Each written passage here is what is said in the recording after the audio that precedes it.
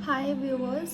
आज हम बात करेंगे प्रेगनेंसी के थर्ड मंथ की कि थर्ड मंथ में हमारी जो बॉडी है उसमें क्या क्या चेंजेस होते हैं, क्या मूवमेंट्स होते हैं, हम कैसा फील करते हैं। और ये सारी जो चीज़ें मैं वो शेयर कर रही हूँ जो मैं एक्सपीरियंस करके आई हूँ। लाइक अभी मेरा 5th मंथ चल रहा है, अराउंड 4.5 मंथ।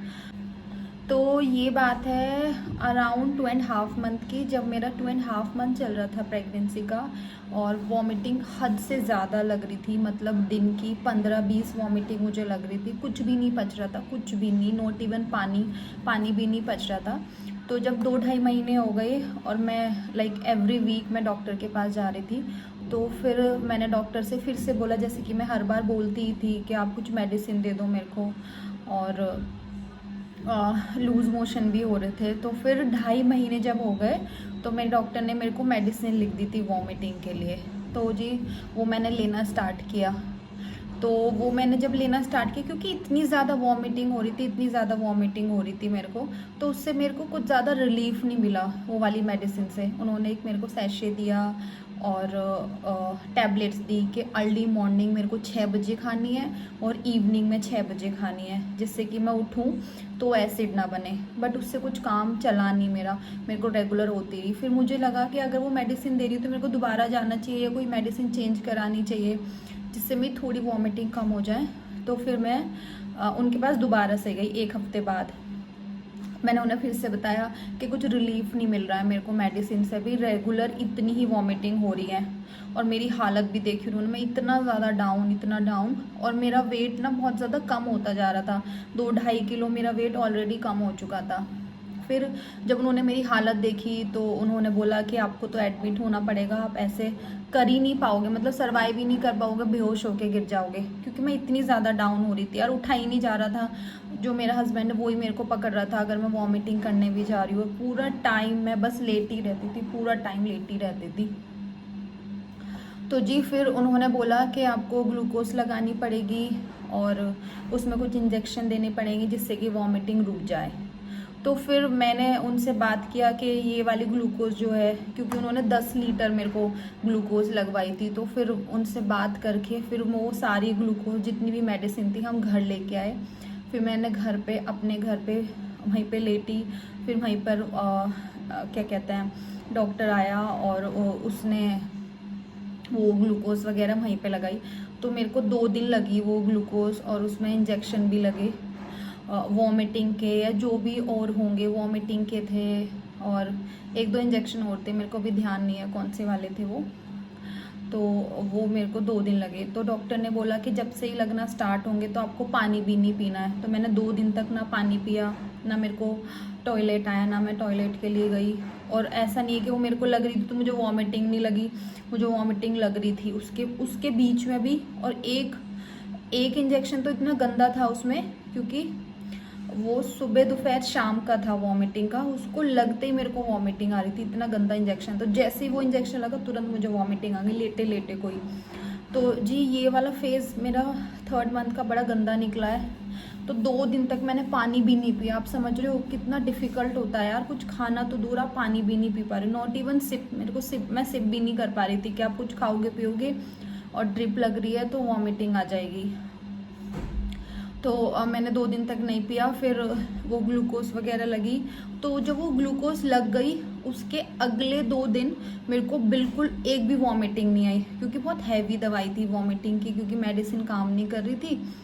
तो उसके 2 दिन तक तो मुझे वॉमिटिंग नहीं आई। मैंने थोड़ा थोड़ा खाने की कोशिश करी, जितना मुझ पे खाया गया, थोड़ी सी माज़ा पी ली या लौकी की सब्जी खा ली, बहुत बहुत लाइट वाली एकदम से। तो वो 2 दिन तो मुझे लगी नहीं। फिर थर्ड डे जब हुआ फिर से मेरे को वॉमिटिंग लगना स्टार्ट हो गई। उतनी नहीं लगी कि मतलब 20 लग रही है, 15, बट हाँ 10-12 तो मुझे लग रही थी डेली की तभी भी। तो 10-12 मेरे को वॉमिटिंग लग रही थी डेली की। उसके बाद फिर उन्होंने बोला कि वो जब ये लग जाएंगी मेडिसिन तो 1-2 दिन के बाद आप फिर से कंटिन्यू कर सकते हो। तो मैंने वो मेडिसिन फिर से कंटिन्यू करी। तो कुछ खास रिलीफ नहीं मिला यार, क्योंकि मेरे को 4 महीने तक रेगुलर बहुत वॉमिटिंग लगी है, कोई दवाई ववाई कुछ काम नहीं किया दवाइयों ने भी। तो जी ये एक ऐसा फेज़ था कि मेरे को इसको सफ़र करना था, मैंने कर लिया। और अभी भी ऐसा है, मेरे को 5 मंथ पूरे होने वाले हैं, बट स्टिल कोई ऐसा दिन नहीं जाता मुझे वॉमिटिंग ना आए। मॉर्निंग सिकनेस तो इतनी होती है, इतना एसिड बनता है कि वॉमिटिंग ज़रूर आनी है। और कुछ ऐसा खा लिया, जैसे मैं राइस खा रही हूँ और वो राइस पूरे प्रॉपर तरीके से एकदम पूरे पके हुए नहीं है, जिससे कि होता है ना कि पूरे प्रॉपर पक गए, वो पके हुए नहीं है, थोड़े उसमें थोड़े से भी कच्चे रह गए तो उससे एसिड बन रहा है। और चपाती नहीं पच रही है, तो यार इसके बावजूद भी वॉमिटिंग तो लगी रही है रेगुलर, पता नहीं भगवान जाने कब तक लगेंगी। बट ये मेरा first second third fourth month तो बहुत बहुत ही गंदा गया। तो ये क्या कहते हैं, वो सब ग्लूकोज वगैरह लगी, फिर मेरी वॉमिटिंग की टैबलेट्स स्टार्ट हो गई।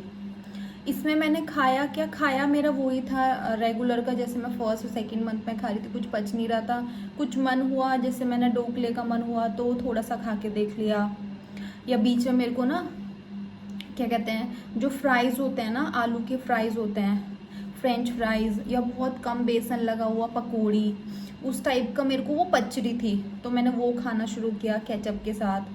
और चाय और कॉफ़ी तो ऐसी थी, जैसे ही मैंने एक सिप किया तुरंत वॉमिटिंग, उनसे इतनी गंदी वॉमिटिंग आ रही थी। हालांकि चाय और कॉफ़ी वैसे पीनी ही नहीं चाहिए प्रेगनेंसी में, बट ऐसा होता है ना कि यार कुछ ऐसा थोड़ा बहुत कुछ लिक्विड चला जाए कि हमें थोड़ा सा सही लगे, या ऐसा लगता था कि चलो नन्ना सा पेट तो भर गया, तो उस तरीके का था। तो मेरे को चाय और कॉफ़ी कुछ नहीं बचा, थोड़ी बहुत माज़ा पी ली, फ्रूट्स वगैरह कुछ बच ही नहीं रहे थे।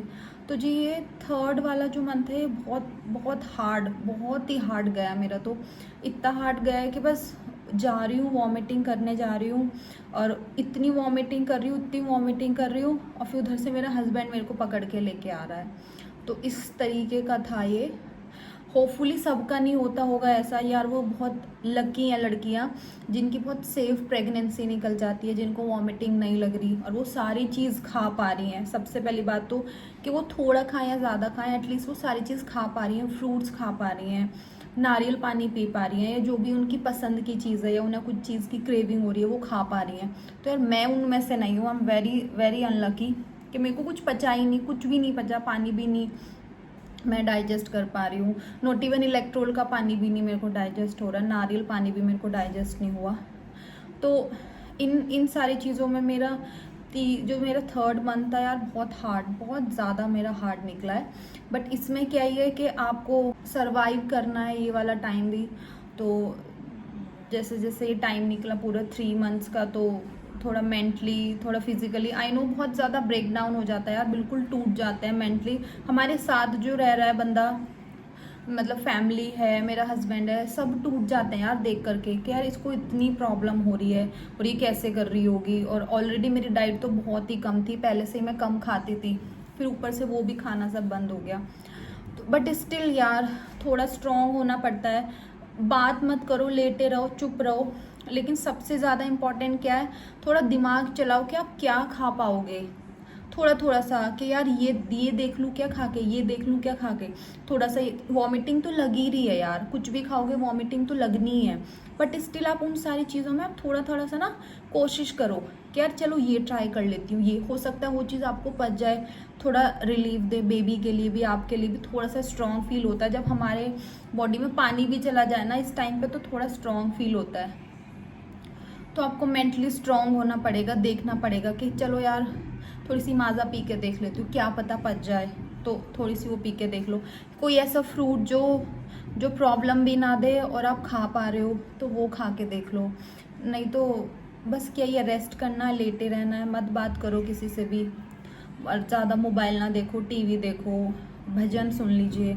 तो यार ये वाला मेरा जो थर्ड मंथ था, तो ये तो मेरा इसी में चला गया पूरा पूरा।